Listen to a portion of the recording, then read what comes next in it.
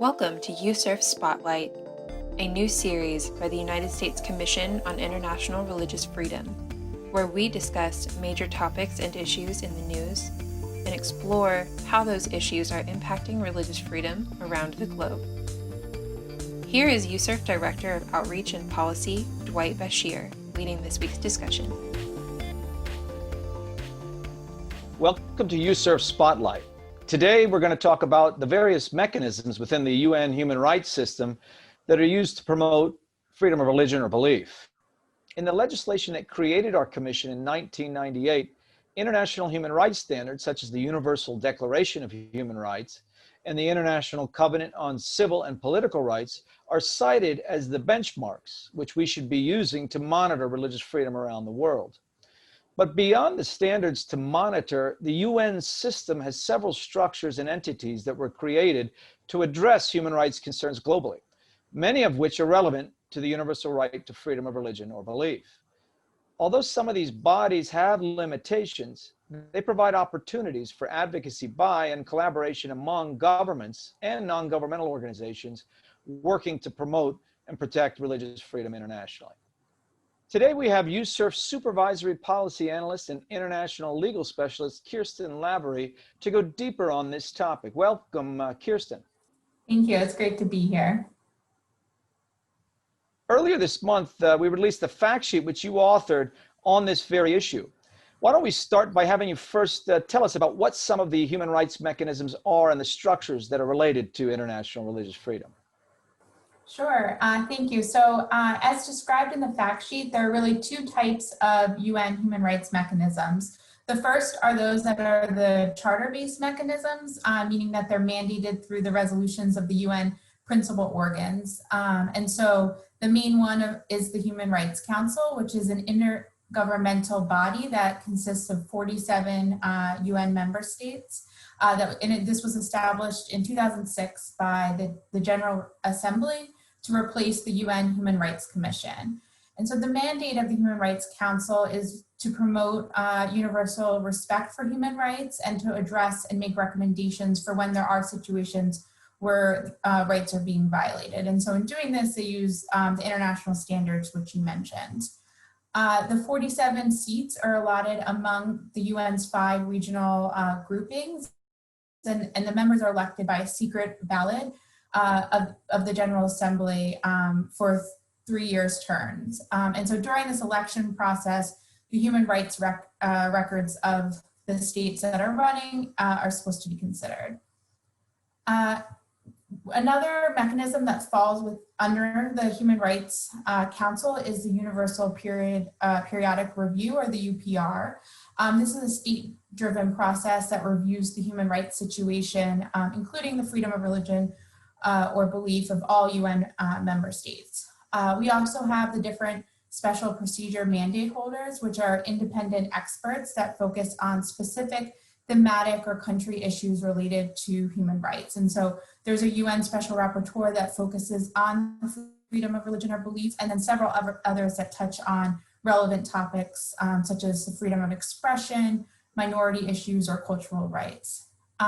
There's also a mechanism to file complaints to bring them to the attention of the Human Rights Council, and the Human Rights Council can also establish fact-finding missions or independent investigations of serious international violations of international humanitarian law or human rights.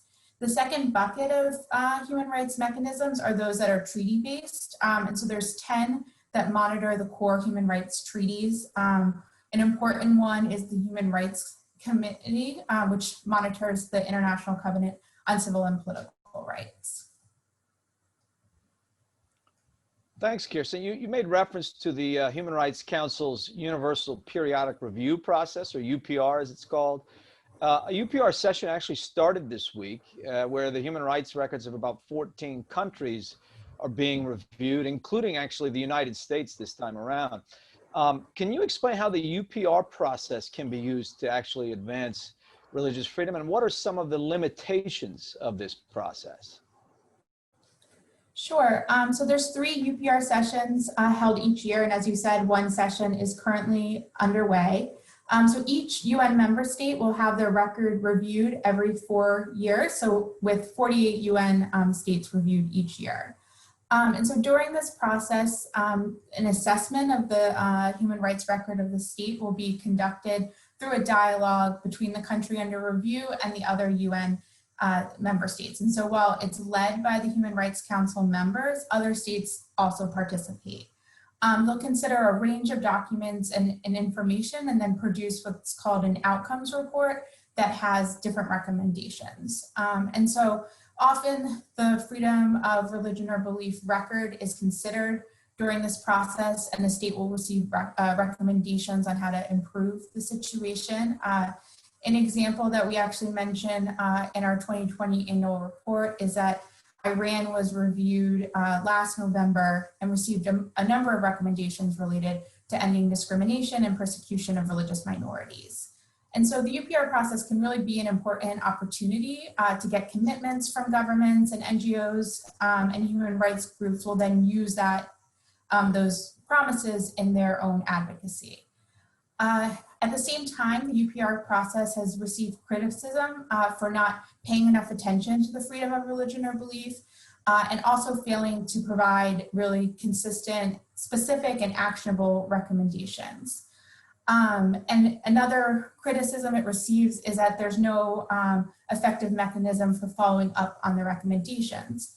Part of the problem is that some countries are really hesitant to call out their allies, or they might want to be soft during this process on others, hoping that this will avoid them themselves receiving harsh criticism.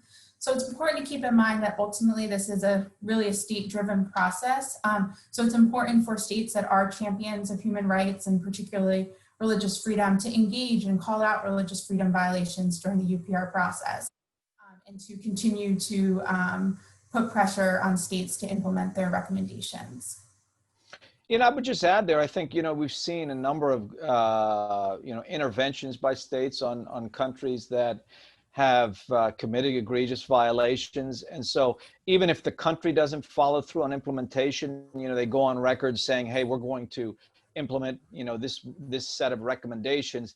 So there is a mechanism there, it would seem, to hold them accountable and to bring it back up, because as you said, this comes up every 4 years.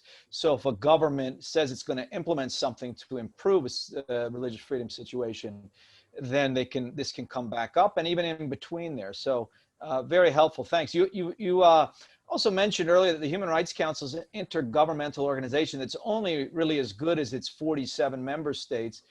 And some have questioned actually the credibility of this institution, given that egregious human rights violators like China are on the council. So let me ask you, how have China and others actually manipulated this system? And is there anything that can be done about it? Yeah, so it's really a concern that the Chinese government has really attempted to exploit its diplomatic and economic power to undermine the integrity of the international human rights system. And so this has been done through pushing resolutions and delivering speeches that argue that economic progress should take precedence over a respect for individual rights. The Chinese government has also reportedly used its leverage to kind of dissuade other governments from criticizing China's record before the UN human rights mechanisms. So this year, some of the most egregious violators of religious freedom, including China and also Russia, Saudi Arabia, Cuba, and Pakistan, all ran for seats of the Human Rights Council. China did win their seat, but the number of votes they received went down from 180 in 2016 to only 139 this year. Russia, Cuba, and Pakistan were also successful, but Saudi Arabia did not win its campaign to win a seat, and it lost instead that Asia group seat to Nepal. So the critics of the Human Rights Council often point to this fact that human rights abusers are allowed to serve as members. And I mentioned that the human rights records of candidates is really supposed to be a central part of the election process, but what ends up happening is that these elections are generally not competitive. There are backroom deals happening where regional groups broker who will run and be the sole candidate and therefore get the seat. So it's really important to have these champions. As you said, it's only as good as its members, Human Rights Council. So it's important to have champions of human rights and religious freedom on the council. And it's really the only way to counteract these kind of efforts from governments like China. And so it's important for countries like the US to work to call out the human rights violators that are running for seats and to try to recruit other governments that do respect human rights to run for membership as well. And you mentioned there that the U.S. should, be one of those countries that calls out, governments that want to run and have a poor record. But let me ask you that's a good lead into the next question, because some have argued that U.S. engagement in the Human Rights Council itself is important and productive, while others advocate for the United States to disengage and withdraw from it for a host of reasons. And we know that the U.S. is not a member of the UN Human Rights Council right now. But let me ask you, what has been the U.S. government's relationship with the Human Rights Council since it was formed in 2006 to replace the previous Human Rights Commission, and how can we more effectively use this system to promote religious freedom? Sure. So U.S. engagement with the Human Rights Council has really varied over time. The Bush administration voted against the resolution that established the council and didn't seek to join it out of a concern that there wasn't enough reform to address the problems of the predecessor, the Human Rights Commission. Under the Obama administration, the US joined the council thinking it was better to work from within to improve the body.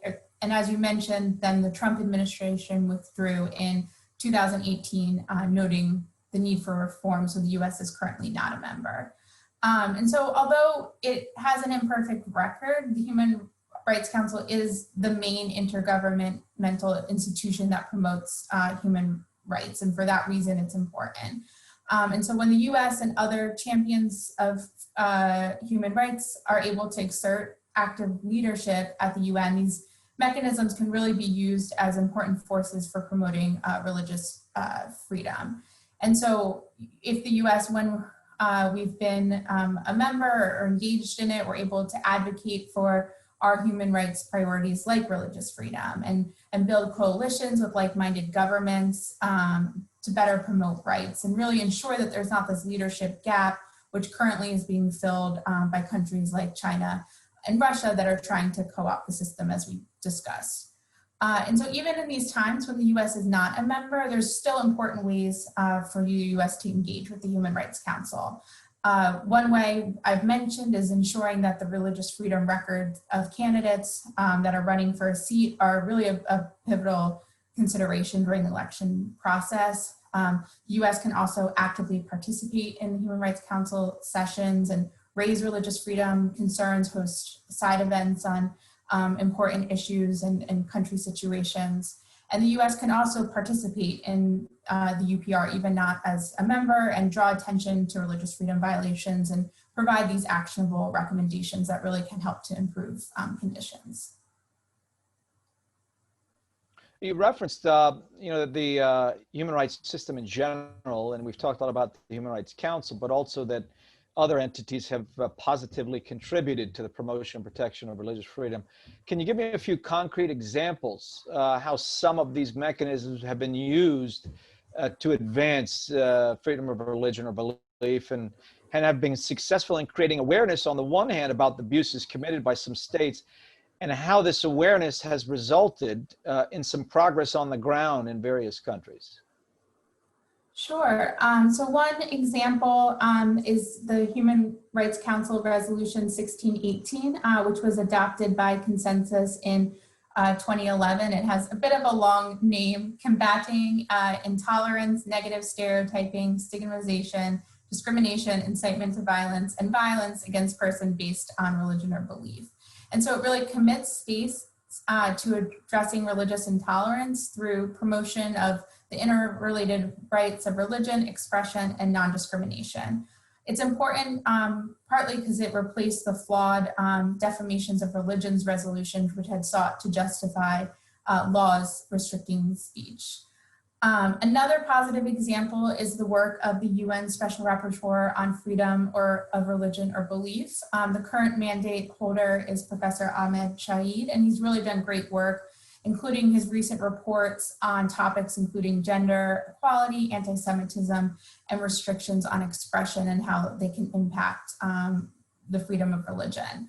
A really concrete example of his work is that he visited Uzbekistan in late 2016, after which the parliament adopted a roadmap to address religious freedom concerns. And so this roadmap is still being implemented, but it has resulted in tangible improvements in religious freedom conditions in the country.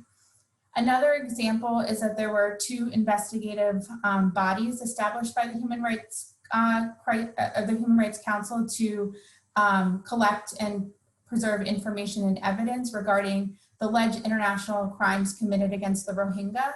And so the information that these 2 mechanisms have gathered really laid the foundation for the ongoing legal cases and the prosecutions related to the situation, including the pending lawsuit against the Burmese government in the International Court of Justice.